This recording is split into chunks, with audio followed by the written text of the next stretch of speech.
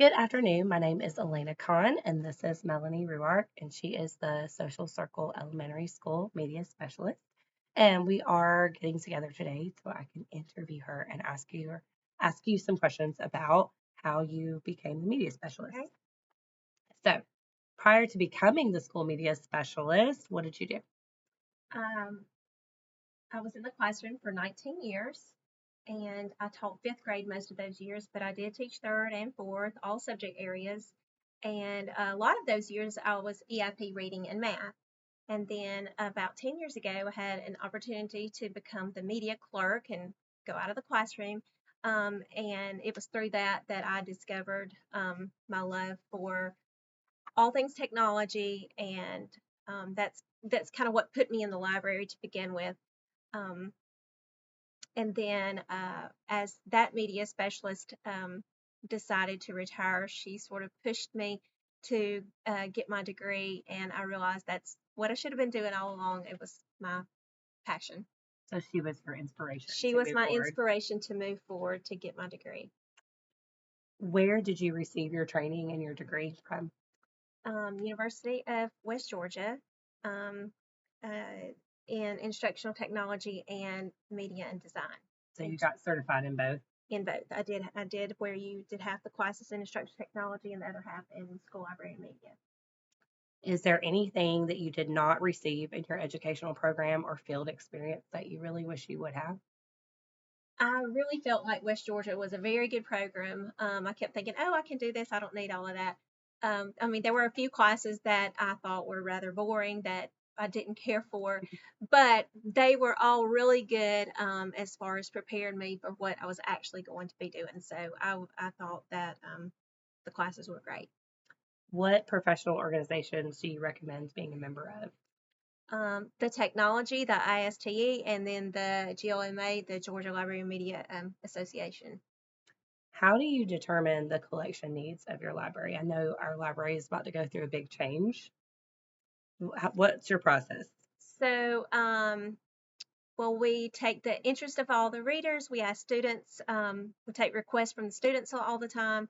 I have a wish list on my website for the teachers, but then we also use our tidal wave program and do a collection analysis so that we can see how old our collection is, what needs replacing, and just constantly going through the weeding process, trying to make sure that our collection represents, like we try to make sure we have what the teachers need, third through fifth grade, to support all of their standards, as well as cultural awareness, or the SEL with the social emotional learning, and just the current interest of our readers.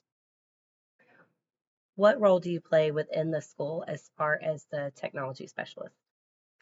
Well, I'm the first one to troubleshoot before we send it out to our district technology person, whether it's with a Chromebook or going into the classroom to help teachers with their active panels, ordering any kind of extra technology supplies that they need, trying to make sure that they have, whether it's a document camera or headphones, or whatever they need, even looking at what apps they might would be interested in and passing that along to our media team when they're trying to order for the following year. um, Anything technology as far as like using Canva to make posts for social media, running the school's website, um, communicating with parents over whether it's Facebook or Dojo, um, using a poster maker, um, and then just whatever they would need technology wise as far as instruction, um, to learn how to use the different programs, whether it's anything with Google or providing those lessons for teachers. How do you ensure your own continued professional growth? Oh, um, following several social media platforms as far as kind of keeping up with the current trends, and um, going to the tech conferences, the library conferences, and always meeting with the other media specialists, in our district, and we recently just visited another school that's going to be merging libraries. So I'm always talking to people in other districts to get ideas of how to, whether it's genreifying a collection or how they do their check-in, check-out process, or what they're doing about teaching lessons, just to talk with others that are going through the same things, challenges that we are experiencing. What role do you see the school librarian and the school library playing in the overall reading preparation or the reading program for the school? I feel like the school library is a place where we want kids to enjoy coming to pick up books, to read on whatever they want to read, to promote the love of reading. We have started this year a Beanstack program, which uses gamification, different reading challenges to get the kids interested. And we are trying to make a big deal about that, post it to the announcements. They can compete against each other, and I feel like that's really helped us. We do a summer reading challenge, different things throughout the year that we try to focus on, whether it's something cultural awareness or highlighting different books, whether it's our book fairs to promote, uh, and just like summer reading, those kinds of things. What are the expectations of your school administration regarding the library program? Well, first of all, I appreciate that our administrator recognizes the SLAE as our standard for observations versus the teachers that do TEKS, because I really feel like those 10 standards are what I truly focus on, making sure that I have a comprehensive program that supports um, the needs of the students as well as teachers, and promoting literacy and technology. And I feel like, we're always looking for ways to engage students and collaborating with teachers on projects. And I feel like our admin really, we support admin a lot in problem solving all the different things that they have to do. And sometimes I feel like I wear many hats around here, that my job is not just about books, it's not just about technology, it's a little bit of everything. And I feel like my job represents um, things that affect the entire student body.